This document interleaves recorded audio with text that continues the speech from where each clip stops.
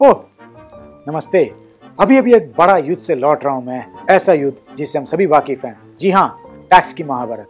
मानी नहीं हार और करता गया वार। सही पहचाना, मैं हूं युधिष्ठिर और आज हम देखेंगे मेरे 4 भाइयों के साथ 5 ऐसी स्कीम्स जिससे आपकी टैक्स की बचत होगी और देखते ही देखते आपकी धनराशि भी बढ़ती जाएगी। क्यों, है ना सोने पे सुहागा।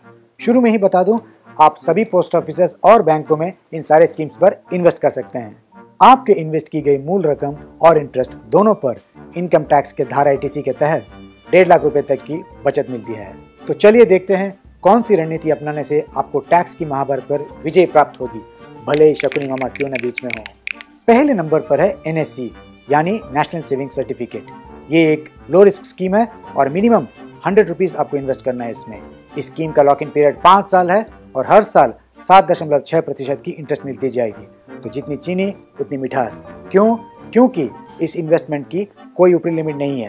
कंपाउंड इंटरेस्ट मतलब आप अगर साल भर में 10,000 रुपए अपने खाते में जमा करते हैं तो आपको 760 रुपए का इंटरेस्ट मिलता है। अब अगले साल आपको 10,760 रुपए पर 7.6% का इंटरेस्ट कैलकुलेट होगा और ऐसे ही सालों साल चलता रहेगा। एक और पते की बात बता दूं, आप NSC के प्रमाण पत्रों को गिरवी रखकर लोन भी ले सकते हैं। बताओ वत्स, और क्या चाहिए? भाई मुझे जो सलाह देना था मैंने बोल दिया, फैसला आपके हाथ है। ये क्या धाड़ मच रही है? लग रहा है भीम एक दरवाजा तो एंट्री मारने वाले हैं। शांत भीम शांत। क्या टैक्स आप पर भारी पड़ रहे हैं? फिकर नॉट, आपके लिए लाए हुए एक Baahubali scheme, public provident fund. नाम तो सुना होगा, है कि नहीं? PPF बोले तो पब्लिक प्रोविडेंट फंड। इसका मतलब इसका प्रोविडेंट फंड के साथ कोई ताल्लुकात नहीं है। जैसे आओ शक्ति कपूर का रणबीर कपूर से कोई खून का रिश्ता नहीं है। आपको कम से कम इन्वेस्टमेंट 500 रुपए का करना है और आप एक साल में सिर्फ 1.5 लाख तक ही इन्वेस्टमेंट कर सकते हैं। उससे ज्यादा डाले तो कोई फर्क नहीं दिखेगा। मानिए अगर मैं सवेरे 1.5 घंटे बारबेल प्रेस कर रहा हूं और फिर दोबारा शाम को शुरू हो गया तो चाहिए क्या? नहीं ना। फिर ध्यान रहे, आप साल में सिर्फ 12 इंस्टॉलमेंट ही पे कर सकते हैं। एक आध महीने अगर आप बीच में भूल गए तो बैकलॉग क्लियर करने में आप 2-3 महीने का एक साथ में दे सकते हैं। वो क्या है, साल में 13 महीने तो होते नहीं ना, पता तो होगा ही आपको। PPF का लॉक इन पीरियड 15 साल का होता है। डरे नहीं, सब्र का फल मीठा होता है। 15 साल में हर साल आपको 8% का इंटरेस्ट मिलेगा। कितना? 8। सिर्फ यही नहीं, हर साल आपके इंटरेस्ट की रकम आपके मूल राशि के साथ जुड़ जाती है और अगले साल के लिए उस पर फिर से सालाना 8% का इंटरेस्ट हिसाब में लिया जाएगा। अब अगली स्कीम को आपके निशाना में ला रहे हैं सर्वश्रेष्ठ धनुर्धार आज का अर्जुन। बेटियां घर की लक्ष्मी हैं और इनके शादी ब्याह और पढ़ाई लिखाई को ध्यान में रखते हुए एक बहुत ही उम्दा स्कीम है सुकन्या समृद्धि योजना। सावधान जो कोई पूछे कि बेटी को कौन सा तीर मारना है। इस स्कीम में आप 250 रुपए का इन्वेस्टमेंट कम से कम करें। ध्यान रहे, जब आपकी बेटी 18 साल की हो जाएगी तो अनिवार्य तौर पर खाता जारी रखना उसकी जिम्मेदारी है। कुरुक्षेत्र में तो 18 दिन में बात निपट गई, लेकिन इस स्कीम की लॉक इन पीरियड 15 साल है, तो सोच समझ कर रकम भरते रहें। इस स्कीम में सालाना आपको 8.5% की इंटरेस्ट मिलेगी। सालों बाद जब आपकी बेटी को कॉलेज में दाखिला कराना हो या फिर उसका घर बसाना हो, तब आपके जमा किए गए रकम बहुत काम आएंगे। क्यों, ठंड पै गई कलेजी विच? ऐसे ही कुल इन्वेस्टमेंट्स को समझाने के लिए आ रहे हैं नकुल। इसे मिस करना होगा भूल। आप घोड़े में सवार होकर अपनी राह की तरफ चल दिए, पर आपने कभी सोचा है घोड़े से उतर कर क्या करेंगे? घोड़ा तो खैर अस्तबल में चला जाएगा, पर आपका क्या होगा जनाब आली? पहचानिए न्यू पेंशन स्कीम को, जिसके सहारे आप अपनी शाम की ढलती जिंदगी में चाय की चुस्की ले सकते हैं आराम से। तो साहब, न्यू पेंशन स्कीम उन सभी के लिए है जो रिटायरमेंट के बाद एक सुकून की जिंदगी जीना चाहते हैं। इसका मतलब हम सभी गिनती में आ गए ना। आप अगर एक महानगर में रहते हैं तो 1000 रुपए की इन्वेस्टमेंट मिनिमम करें। अगर आप किसी गांव के निवासी हैं तो फिर 500 रुपए न्यूनतम इन्वेस्टमेंट करें। NPS में सालाना पैसा जमा करने की कोई ऊपरी लिमिट नहीं है, क्योंकि इस स्कीम की लॉक इन पीरियड 15 साल है। आप अपना इन्वेस्टमेंट सोच समझ कर करें और अपने चेतक पर सवार महाराणा प्रताप जैसे अपने मंजिल की तरफ बढ़ते जाइए।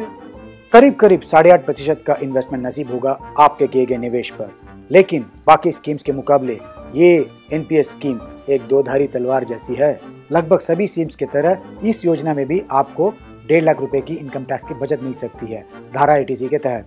लेकिन NPS में आपको ATCCD 1B के जरिए 50,000 रुपए और मिल जाते हैं।